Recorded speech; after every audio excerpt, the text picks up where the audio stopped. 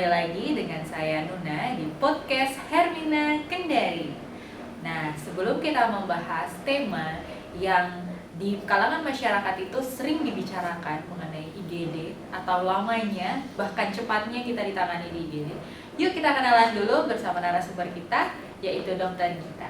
Halo dokter. Hai Kak. Semangat pagi dokter. Selamat pagi Kak. Bagaimana kabarnya dokter? Alhamdulillah baik Kak. Nah, kita kenal dulu sama Dokter Gita. Dokter Gita di Hermina Kendari di bagian apa dokter? Nah, saya Dokter Nulardari Gita Kak, biasanya dipanggil Dokter Gita. Saya di Hermina sebagai dokter umum jaga IGD atau jaga perawatan juga. Nah, dokter kan jaga di IGD. Kita ini mau bahas mengenai lama dan cepatnya respon di IGD nih dok. Ya. Banyak masyarakat itu mempertanyakan bahwa kenapa sih lama atau bahkan kenapa sih cepat? Ada yang cepat padahal dia datang lama tapi cepat ditangani, ada juga yang cepat datang tapi lama yang ditangani. Nah, bagaimana itu dok untuk merespon itu? Biar sahabat Hermina juga tahu nih. Nah Kak, ini kan mungkin hal yang paling sering menjadi pertanyaan bagi pasien. Kenapa mereka datang ke IGD, ada beberapa kondisi yang tidak langsung segera ditangani oleh dokternya.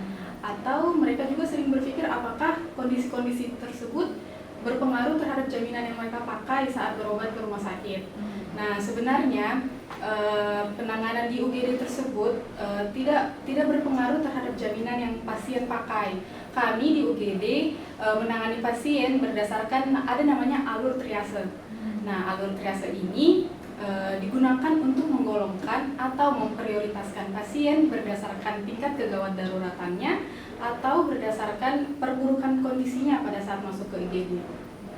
Nah, triase ini ada macam-macamnya Kak. Macam-macamnya itu ada yang pertama triase berwarna merah.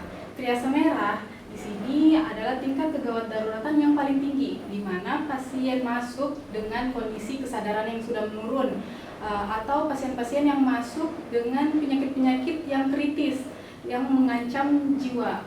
Nah, pada triase ini kami dapat memberi penanganan yang segera. Nah, yang kedua ada triase berwarna kuning. Triase kuning adalah triase dengan tingkat kegawat daruratan yang menengah, di mana triase ini pasien-pasien masuk dengan penyakit yang berpotensi mengancam jiwa. Nah, pada triase ini kami dapat memberi penanganan dengan ditunda sedikit, kurang lebih 15-30 menit untuk menyelesaikan pasien-pasien di triase merah terlebih dahulu. Terus yang ketiga ada pasien dengan triase berwarna hijau. Nah, triase hijau merupakan tingkat kegawat daruratan yang rendah dibanding yang dua sebelumnya, di mana pasien-pasien masuk dengan kondisi yang cukup stabil, namun disertai dengan keadaan imun yang sedang menurun, contohnya sedang batuk atau pilek. Nah, pada kondisi ini pasien-pasien tersebut dapat diberi penanganan kurang lebih 30 menit setelah kita menyelesaikan pasien-pasien triase merah dan warna kuning. Yang terakhir itu ada triase berwarna hitam.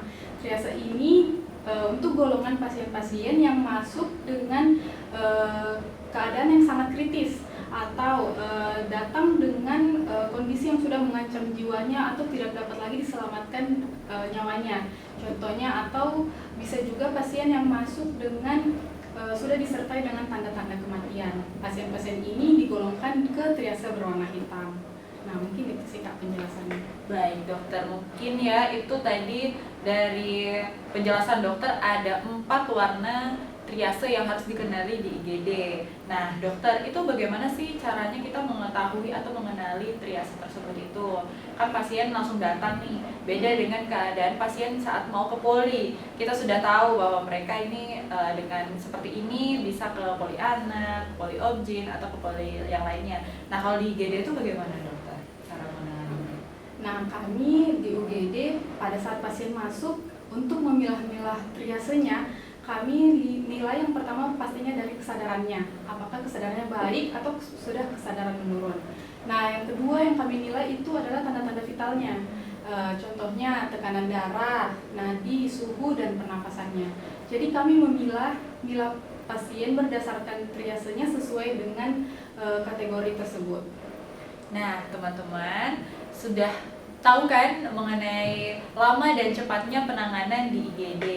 Mungkin sahabat Hermina belum terlalu paham mengenai triase tersebut, bisa ditanyakan atau follow di Instagram Hermina Kedari atau menelpon ke nomor SPGDT Hermina Kedari. Nah, dokter, kita kenalan lagi sama dokter ya. Dokter, kenapa sih memilih di Rumah Sakit Hermina Kedari prakteknya? Ya Kak, Hermina menurut saya itu merupakan salah satu rumah sakit terbaik di Sulawesi Tenggara, mulai dari segi pelayanannya, fasilitasnya, dan lingkungan kerja yang baik menurut saya Kak. Baik, terima kasih dokter atas Ya. waktu dan kesempatannya kali ini.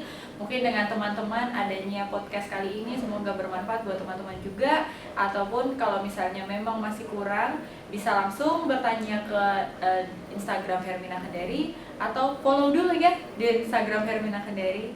Semangat pagi dokter, terima kasih dan sekian.